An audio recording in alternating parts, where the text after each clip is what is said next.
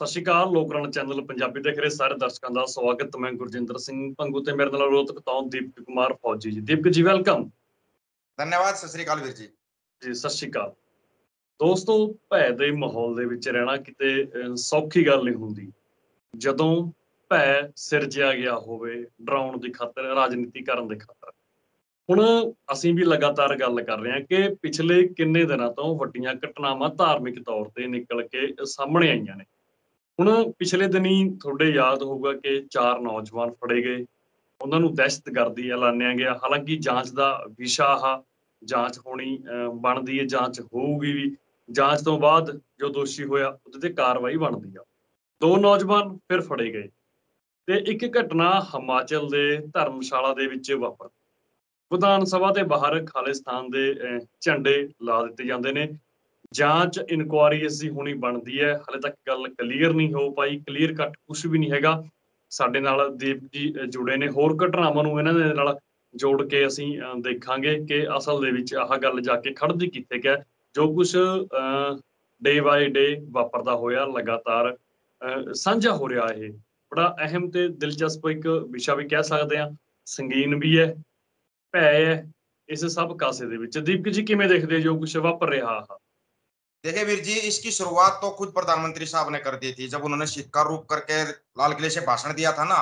तभी समझ में आ गया था कि अब पंजाब टारगेट पे आने वाला है। आएगा किस रूप में, वो रूप शुरू हुआ पटियाला के अंदर। एक घटना हुई, बोला मंदिर के ऊपर अटैक कर दिया। वो भी सबने देखा था, पहले मंदिर के अंदर से पत्थरबाजी की गई थी।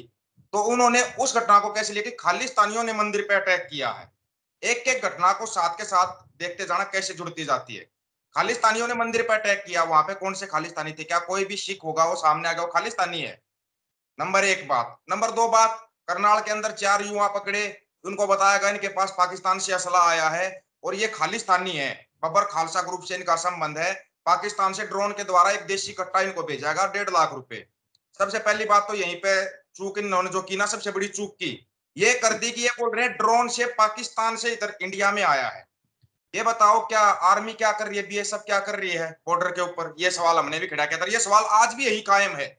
या तो पुलिस तेज है, आर्मी नाकाम है। अगर आर्मी को नाकाम बोल रहे तो पुलिस को वहां लगाओ बॉर्डर के ऊपर, और फिर बताना कैसे आया। उसकी भी जांच होगी। अभी जांच में सब कुछ सामने आएगा, जबकि सबको पता जैसी जांच ये लोग करते हैं। इन्होंने इल्जाम लगा दिया, बस वो सही है, बाकी जांच चलती रहती है। इल्जाम ये ऐसे ऐसे लगाते हैं। आज जो ताजा घटना सामने आई है, एक वीडियो वायरल हो रहा है, बार बार दिखाया जा रहा है। धर्मशाला में हिमाचल के अंदर विधानसभा के बाहर पोस्टर लगाए गए हैं, बकायदा पेंट के द्वारा लिखा गया है खालिस्तान जिंदाबाद, और खालिस्तान के पोस्टर लगाए गए हैं। आप एक चीज बताओ, आप कभी विधानसभा के आसपास भी जाके देखना, अगर आप चले जाओ तो गारंटी है इतनी सिक्योरिटी होती है वहां पे। सबसे पहला तो जांच का विषय यह है सिक्योरिटी कहां थी। इतने पोस्टर लगाए गए हैं, पेंट से लिखा गया। ये तो है नहीं कि कोई मिस्टर इंडिया की घड़ी पहन के आया था, गायब होकर उसने कर दिया अचानक से, वो किसी की पकड़ में नहीं आया। सिक्योरिटी कैमरे कहां थे या सिक्योरिटी वाले कहां थे? अब अगर वो बोलते हैं कि सिक्योरिटी कैमरे सिर्फ अंदर होते हैं, ये सीधा और सीधा सिर्फ और सिर्फ पूरा झूठ होगा, और इससे सिवाय कुछ भी नहीं मानेंगे हम। अगर बाहर लगाए गए हैं, अब ये लोग फंसाएंगे। एक आम चलते फिरते आदमी को भी अगर ना खालिस्तानी घोषित कर दिया जाए, यही मैंने बोला था। अब तो 4 फंसे हैं, कल को गिनती 400 होगी, फिर 4000 होगी। मैं बार बार एक चीज कहता था, ये 84 वाला इतिहास दोहराने की कोशिश कर रहे हैं। अरे सबको मिलजुल के एक साथ खड़ा होना पड़ेगा। ये जो छोटी छोटी घटनाएं हो रही है ना, ये मत समझना कि इनको ऐसे ही आप इग्नोर कर दोगे। नहीं कर सकते वीर जी। हर एक घटना जांच का विषय है, लेकिन जांच कौन करेगा? अगर करवाने वाला ही जांच करने लगा तो हमारे को अभी तक ये पता लग जाता कि पुलवामा में 300 केजी आरडीएक्स कहां से आया था। 2.5 केजी आरडीएक्स तो पकड़ देते हैं जो पाकिस्तान से आया, लेकिन 300 केजी आरडीएक्स इनकी पकड़ में नहीं आता।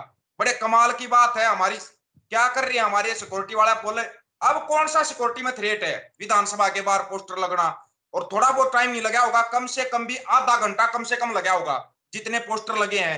या तो फिर ये कहेंगे कि अच्छा हजारों बंदे एक साथ आए थे तो फिर भी दिखाई देने चाहिए थे, सिक्योरिटी वाले कहां थे? अगर एक बंदा आया तो उसको कम से कम भी 1 या 1.5 घंटा लगा होगा। क्या 1-1.5 घंटे तक विधानसभा के बाद? ऐसे तो कल को अगर कोई कुछ बम लगा के चला गया, फायरिंग कर दी, किसका नाम लेंगे ये? फिर कौन सा सिक्योरिटी में थ्रेट निकालेंगे? ये सिर्फ सरासर गलत है। और ये जो किया जा रहा है ना, सब सरकारों की सह पर हो रहा है। नहीं, अगर सरकारों की सह पर नहीं होता ना, अभी तक विधानसभा के बाहर पोस्टर लगाना तो दूर गया, आप कुछ एक पर्ची भी चिपका के आओगे ना विधानसभा के बाहर, आप घर तक नहीं पहुंचोगे उससे पहले आपको पुलिस उठा लेगी।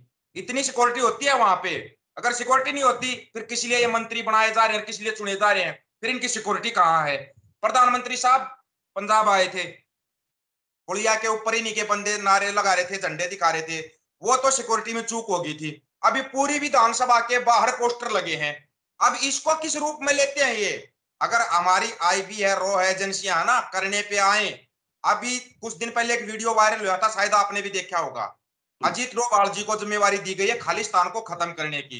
हमारी तो ये समझ में नहीं आई खालिस्तान है कहां पे। आज तक समझ में नहीं आ रही हमारी में खालिस्तान है कहां पे। उसी समय पे मैंने बताया था कि पंजाब वाले बच कर रहना, इनको ज्यादा कुछ नहीं है। प्रधानमंत्री साहब बोलते हैं खालिस्तान की पहचान कैसे, सिर पे पगड़ी होगी, मूछ होगी, दाढ़ी होगी, वो पहचान बताएंगे जो सिखों की पहचान होती है। ये कड़ा भी बता देंगे, कृपाण भी बता देंगे। आप देखना ये सब कुछ सामने आएगा। अगर आपको याद हो एक बार एक बीमारी आई थी, जो बीमारी अभी चल रही है, आई थी नहीं, चल ही रही है। इनका दिल करता तब रुक जाती है, दिल करता तब आती है। उसके अंदर इन्होंने बताया था बीमारी फैलती है, सिर पे जाली टोपी पजामा कुर्ता पहन के आता है। इन्होंने सीधा सीधा टारगेट मुस्लिमों को किया था। जब विदेशों में इनकी बेइज्जती हुई थी तब इन्होंने उनको टारगेट करना बंद किया था। ऐसा ही अब कर रहे हैं ये कर रहे हैं खालिस्तान की पहचान, सिर पे पगड़ी, हाथ में कड़ा, कृपाण, मूछ दाढ़ी। चलो ये पहचान भी मान ली। मेरे को किस आधार पर खालिस्तानी बोला जा रहा था। हम तो ये कह रहे हैं कि हर एक चीज की जांच होनी चाहिए कि ये कहां से आए और कौन लोग हैं।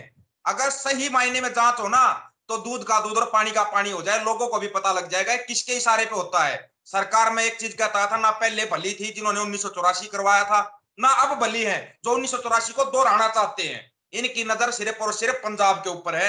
ये पंजाब को फिर तोड़ना चाहते हैं। ਜੀ ਬਿਲਕੁਲ। ਜੋ ਸਾਰੀਆਂ ਘਟਨਾਵਾਂ ਆਪਸ ਦੇ ਵਿੱਚ ਅਸੀਂ ਜੋੜ ਕੇ ਦੇਖਦੇ ਹਾਂ, ਕਿਤੇ ਨਾ ਕਿਤੇ ਰਾਜਨੀਤੀ ਦੀ ਬੋ ਆਉਂਦੀ ਹੈ ਸਾਰੀਆਂ ਘਟਨਾਵਾਂ ਚੋਂ। राजनीति की पूरी सरासर राजनीति चल रही है ये। इनको तकलीफ हुई थी कि प्रधानमंत्री साहब को झुकना पड़ा। हमने उसी दिन लगा लिया था, क्यों, क्योंकि ये आंदोलन पंजाब से उठा था और वहां पर भी ज्यादा सीख थे, हरियाणा पंजाब साथ मिलकर चल रहे थे। उसी का इनाम अब हरियाणा और पंजाब को मिलेगा और स्पेशल इनाम मिलेगा, मिलता जा रहा है। पंजाब के युवा हरियाणा में पकड़े जा रहे हैं। अभी कल परसों एक घटना हुई थी, कोई बग्गा बग्गा को गिरफ्तार करने पंजाब पुलिस गई थी। पंजाब पुलिस के अधिकारियों को अरेस्ट कर लिया दिल्ली पुलिस ने। बाद में वो लेके चले पुलिस वाले, तो आगे हरियाणा पुलिस ने नाका लगाया। पंजाब पुलिस हरियाणा पुलिस आमने सामने, पंजाब पुलिस दिल्ली पुलिस आमने सामने। सरासर राजनीति हो रही है। ये लोगों की समझ में क्यों नहीं आ रहा। बड़े कमाल की बात है कि लोग क्यों नहीं समझ पा रहे कि आपके साथ राजनीति की जा रही है, पंजाब के कंधे पे बंदूक रख के चलाई जा रही है। अगर पंजाब वाले आज समझ जाएंगे तो ठीक है। इनको जानबूझ के भड़काया जा रहा है। कोई बोलता हम यात्रा निकालें, कोई बोलता हम खालिस्तान की यात्रा निकलने देंगे, हम हिंदू राष्ट्र बनाएंगे। कहां से आ रही है बातें। ये सभी घटनाएं इशारा कर रही हैं कि आपको 1984 की आग में धकेला जाएगा। और इसलिए हम बोल रहे हैं कि हरियाणा पंजाब इनको सबको मिलकर रहना पड़ेगा। अगर हम अलग अलग रहे तो जो हमारा दुश्मन है बहुत शातिर है, राजनीतिबाज है, चालबाज है, उनको डर लगता हमारी एकता से। अगर हम एक रहेंगे तो इनसे टकरा सकते हैं। अलग अलग ये हमारे को अलग अलग तोड़ना चाहते हैं। अगर ये बग्गा वाली घटना आप देखोगे ना, ये भी हरियाणा पंजाब को अलग करने वाली थी। अभी जो ये पोस्टर लगे, हिमाचल में पोस्टर लगना, मैंने एक चीज बताई थी, आप चारों तरफ देखना घटनाएं कहां पे होती हैं। हरियाणा में हुई, अभी हिमाचल की विधानसभा में पोस्टर लगे। अगर वो खालिस्तानी के पोस्टर लगा रहे थे तो पंजाब में लगने चाहिए थे, हिमाचल में क्यों लगे। आप छोटी छोटी चीजों को जब देखोगे ना तब आपकी समझ में आता जाएगा। टारगेट पंजाब है। यही पोस्टर चाहे फिर दिल्ली में लगना या बॉम्बे में लगना, टारगेट पंजाब को होना है। क्यों, क्योंकि निशाने पे पंजाब है। और ये चीज हमारे लोगों को समझनी पड़ेगी। ਪਰ ਇਹਦੇ 'ਚ ਇੱਕ ਦਿਲਚਸਪ ਘਟਨਾ ਆਹ ਵੀ ਹੈ ਕਿ ਜਿਨ੍ਹਾਂ ਲੋਕਾਂ ਨੂੰ ਵਰਤਿਆ ਜਾ ਰਿਹਾ, ਇਹਨਾਂ ਅਹਿਮ ਘਟਨਾਵਾਂ ਨੂੰ ਮੋੜ ਦੇਣ ਦੇ ਲਈ ਜਿਨ੍ਹਾਂ ਲੋਕਾਂ ਨੂੰ ਵਰਤਿਆ ਜਾ ਰਿਹਾ, ਉਹ ਲੋਕ ਅਣਜਾਣ ਨੇ। ਉਹਨਾਂ ਨੂੰ ਨਹੀਂ ਪਤਾ ਕਿ ਮਹਾਸ਼ਕਤੀਆਂ ਵੱਲੋਂ ਉਹਨਾਂ ਲੋਕਾਂ ਨੂੰ ਫਿੱਟ ਕਿਵੇਂ ਕੀਤਾ ਗਿਆ, ਕਿੱਥੇ ਫਿੱਟ ਕੀਤਾ ਗਿਆ ਤੇ ਕਿਹਨਾਂ ਦੇ ਖਿਲਾਫ ਫਿੱਟ ਕੀਤਾ ਗਿਆ। देखो जो जो खासकर इनके बलोखे में कौन आता है, युवा जो होता है ना, युवा युवा के बहुत सपने होते हैं, बहुत कुछ करना होता है उसको। अब रोजगार कहीं पे है नहीं। युवा को चंद पैसे देके आप आज के समय पे कुछ भी कर, क्योंकि बेरोजगारी और भूखमरी इतनी बढ़ चुकी है कि वो अपनी सीमाएं तोड़ चुकी है। उसमें युवाओं को बहुत जल्दी बरगलाते हैं ये। उनके कंधे पे थपकी लगाएंगे, आप बहुत अच्छे अच्छा काम करे, हमें खालिस्तान चाहिए। यही लोग भड़काते हैं कि हम खालिस्तान की मांग करेंगे। युवा क्या जल्दी बहकाई में आ जाता है, उसको ये नहीं पता कि ये तेरा भविष्य खराब होता जा रहा है। बाद में तू जेल में जाएगा, नेताओं का कुछ नहीं बिगड़ेगा। नेता अपना पल्ला झाड़ जाएंगे, हमारा इनसे कोई संबंध नहीं है। फंसेगा युवा, फंसेगा। टारगेट पे हमेशा युवा ही रहता है। एक तरफ बोला जाता कि किसी भी देश का युवा उस देश की शक्ति होता है, लेकिन हमारे देश में युवा को इतना कमजोर किया गया, उसकी सोच को इतना कमजोर किया गया है कि वो जल्दी ही बहकाई में आ जाता है। आप देखना इसमें भी युवाओं को टारगेट किया जाएगा, चाहे वो आप 84 देख लो, 84 में भी सिर्फ सीधा सीधा युवाओं को टारगेट किया गया था। युवा किसी देश की शक्ति होता। पंजाब से क्यों युवा बार विदेश भागे थे, उसका कारण यही था, क्योंकि युवाओं को टारगेट किया जा रहा था। उस समय पे सबसे ज्यादा युवा पंजाब का विदेश में गया। आज वो विदेश में इतना पैसा कमा रहे, वो अपने देश में भी कमा सकता था। अगर हमारे देश में सुविधाएं मिलती तो कमा सकता था। अब वो हाल हरियाणा का हो रहा है। हरियाणा के युवा विदेश की तरफ ज्यादा भाग रहे हैं। क्यों? क्योंकि रोजगार नहीं है, कहीं कोई ऐसा संसाधन अवेलेबल नहीं है कि यहाँ पर बंदा कमा सके, खा सके। तो ये चीजें सरकार गवर्नमेंट कुछ करती है ना, उसको पता है अगर युवा रोड के ऊपर आ गया, युवा तुम्हारे सामने खड़ा हो गया, किसी सरकार के पास कोई जवाब नहीं होगा। अभी अगर आपने ये आंदोलन देखा हो, इसमें ज्यादातर बुजुर्ग शामिल थे, युवा बहुत कम थे। तो इन्होंने देखा युवा को हर बार बरगलाया जाता, बहकाया जाता। अब युवा रोजगार मांगेगा, रोजगार की बजाय युवाओं को दे दिया गया खालिस्तान में, ऐसा उलझा जाएगा युवाओं की समझ में नहीं आएगा कि करे क्या। अब युवा घर से बाहर निकलते समय भी डरेगा कहीं मेरे ऊपर खालिस्तान का आरोप ना लग जाए। ये होती है डर की राजनीति, और डर की राजनीति सबसे गंदी राजनीति होती है वीर जी। ये एक डर का माहौल पैदा कर रहे हैं, भय का माहौल जो बनाना चाह रहे हैं ना, ये इससे हमें बाहर निकलना पड़ेगा, एक साथ खड़ा होना पड़ेगा, और ये जवाब उन सरकारों से मांगना पड़ेगा। विधानसभा के बाहर पोस्टर कैसे लगे, ये जवाब देना पड़ेगा सरकार को। इसमें शासन और प्रशासन क्या कर रहा था कि रातों रात ऐसे पोस्टर अगर विधानसभा के बाहर लग रहे हैं, लोगों के घरों के बाहर भी ऐसे पोस्टर लग जाएंगे, फिर तो जिसके घर के बाहर पोस्टर होगा उसी को गिरफ्तार करेगी पुलिस। ये होगा, आप देखना कि आगे की चाल कैसी कैसी करेंगे। अगर विधानसभा के बाहर पोस्टर हैं तो जितने भी मंत्री हैं विधानसभा के अंदर उन सबको अरेस्ट करो, या तो वो जिम्मेवार है, नहीं तो जिम्मेवार लोगों को पकड़ा जाए और सजा दी जाए। ਬਿਲਕੁਲ। ਇਹ ਵੀ ਇੱਕ ਬੜਾ ਖਾਸ ਤੇ ਦਿਲਚਸਪ ਪਹਿਲੂ ਹੈ ਇਹਦੇ 'ਚ ਦੀਪਕ ਜੀ ਕਿ ਬੇਰੁਜ਼ਗਾਰੀ ਨੂੰ ਵਰਤ ਰਹੇ ਨੇ ਬੇਰੁਜ਼ਗਾਰੀ ਨੂੰ ਵਰਤ ਕੇ ਅੱਗੇ ਟਾਰਗੇਟ ਕੀਤਾ ਜਾ ਰਿਹਾ। ਇਸੇ ਕਰਕੇ ਤਾਂ ਨੌਜਵਾਨਾਂ ਦੇ ਲਈ ਕੋਈ ਉਦਯੋਗ ਨਹੀਂ ਪੈਦਾ ਕਰਦੇ, ਕਿਉਂਕਿ ਫਿਰ ਇਹਨਾਂ ਦੇ ਇਸ਼ਾਰਿਆਂ ਤੇ ਕੰਮ ਨਹੀਂ ਨਾ ਚੱਲਣਾ ਹੈਗਾ।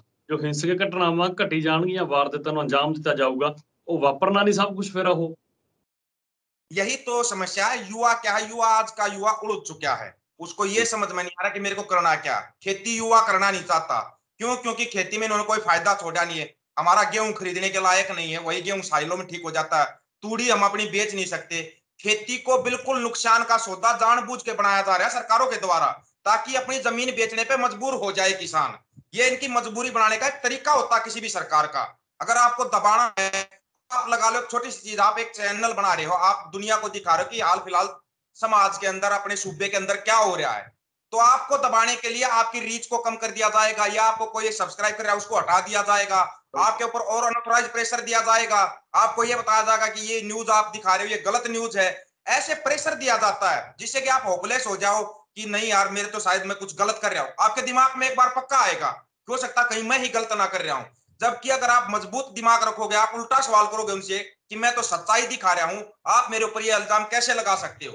ये होता है। खेती कोई घाटे का सौदा नहीं है, लेकिन खेती को घाटे का सौदा सरकारों के द्वारा जबरदस्ती बनाया जा रहा है, ताकि ये कोई भी अनाप शनाप कानून लेके आएंगे और किसान मान लेंगे हाँ पहले भी घाटा हो रहा है, जमीन बेचने में ही फायदा है हमारा।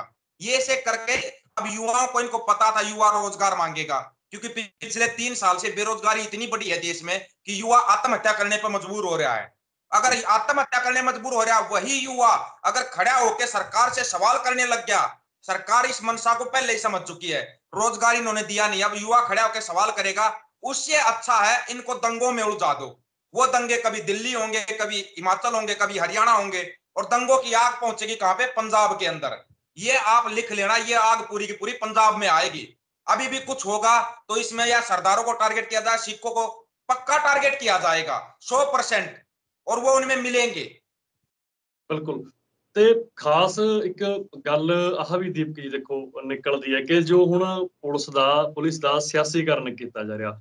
ਜਦੋਂ ਗੁਜਰਾਤ ਦੇ ਇੱਕ ਆਜ਼ਾਦ ਜਿੱਤੇ ਹੋਏ ਐਮਐਲਏ ਨੂੰ ਅਸਾਮ ਪੁਲਿਸ ਚੁੱਕ ਕੇ ਲੈ ਕੇ ਆਉਂਦੀ ਹੈ। ਉਸ ਤੋਂ ਬਾਅਦ ਪੰਜਾਬ ਦੇ ਵਿੱਚ ਆਮ ਆਦਮੀ ਪਾਰਟੀ ਦੀ ਸਰਕਾਰ ਹੈ। ਦਿੱਲੀ ਦੇ ਤੇਜਿੰਦਰਪਾਲ ਬੱਗਾ ਨੂੰ ਪੰਜਾਬ ਦੇ ਵਿੱਚੋਂ ਪੁਲਿਸ ਚੁੱਕਣ ਜਾਂਦੀ ਹੈ।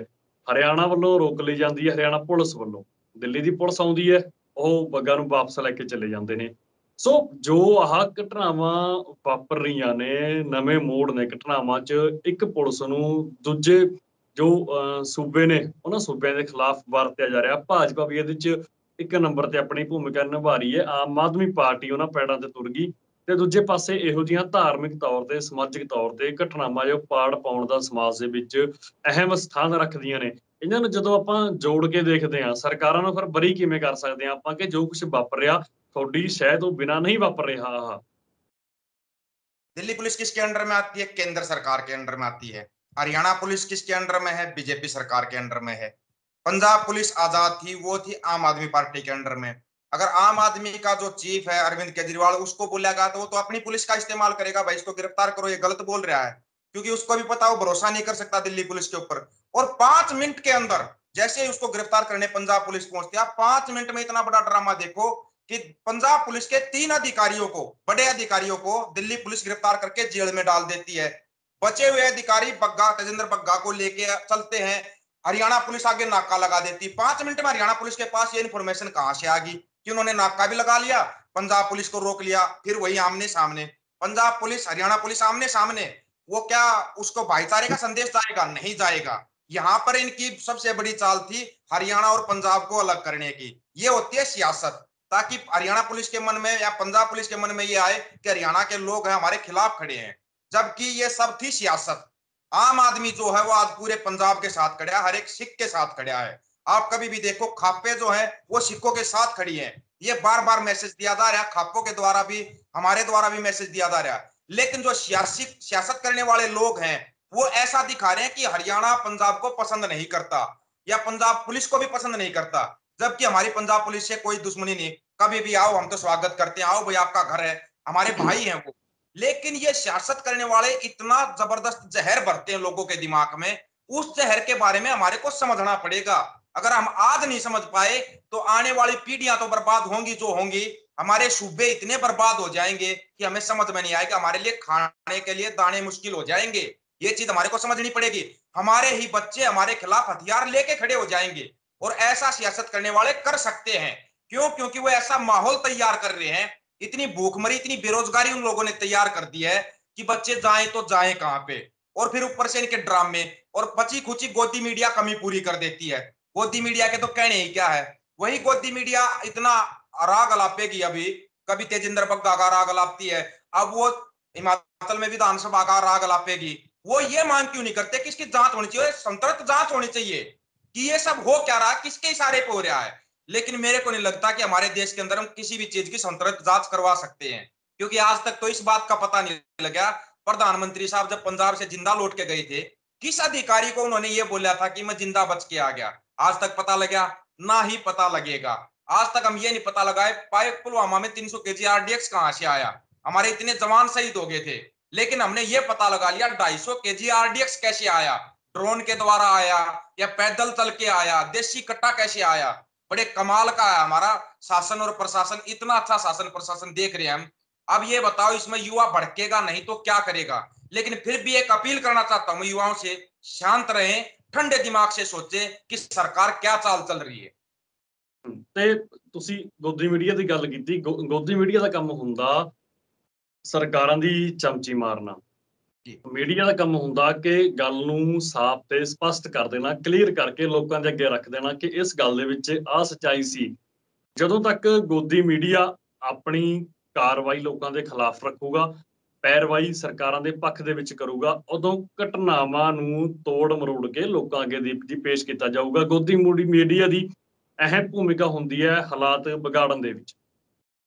देखिए वीर जी, किसी भी देश का मीडिया होता है ना, वो उस देश का चौथा स्तंभ होता है। अगर देश को बोलते हैं देश 4 स्तंभों पे खड़ा होता है, अगर एक स्तंभ भी टूट जाए तो वो देश डगमगा जाता है और गिरने के उस पे आ जाता है। हमारे देश में चौथा स्तंभ है ही नहीं, खत्म हो चुका है। 2014 के बाद हमारा स्तंभ बिल्कुल खत्म हो चुका है। और गोदी मीडिया पे विश्वास करना, ये समझ लेना अपने पैरों पे कुल्हाड़ी मारने के बराबर है। ये कभी भी सच्चाई दिखा ही नहीं सकते। सच्चाई को इतना तरोड़ते, इतना मरोड़ते हैं। अगर हम और आप बात कर रहे हैं ना अभी, तो इसको इतनी अच्छी एडिटिंग कर देंगे ये लोग, ये लगेगा हाँ हमने कोई ना कोई गाली दी है या हमने देश के खिलाफ कुछ बोला है। एडिटिंग के इतने बड़े माहिर मास्टर हैं ये कि हम इस समझ भी नहीं पाएंगे, और ये इतना बड़ा खेल खेल जाते हैं।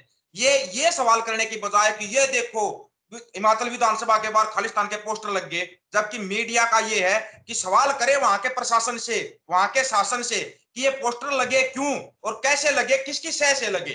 ये अधिकार होता है मीडिया का। मीडिया का ये नहीं होता ये लग गए हैं अब देखना खालिस्तानी ये करेंगे खालिस्तानी।